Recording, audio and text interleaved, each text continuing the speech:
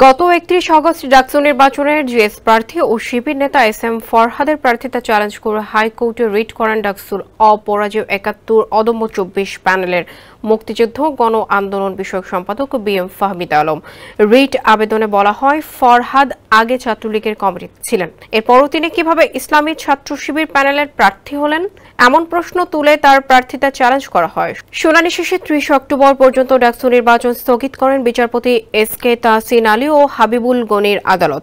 ১ September এই রায় ঘোষণার প্রায় ৪৫ মিনিট পর হাইকোর্টের আদেশ স্থগিত করেন চেম্বার আদালত। স্যান্ডেলিনা সো, রূপচর্চায় আভিজাত্য। পরে তা সুপ্রিম কোর্টের পূর্ণাঙ্গ বেঞ্চে গড়ায়। বুধবার প্রধান বিচারপতি সৈয়দ রেফাত আহমেদের নেতৃত্বাধীন ৭ সদস্যের পূর্ণাঙ্গ আপিল বেঞ্চে শুনানি শেষে চূড়ান্ত রায় আসে। সেখানে বলা হয়, ডাকসু নির্বাচনে ছাত্র শিবির মনোনীত জিএস পদপ্রার্থী এস.এম. ফরহাদের অংশ নিতে কোনো বাধা নেই। ৯ সেপ্টেম্বরে অনুষ্ঠিত হবে ডাকসু নির্বাচন।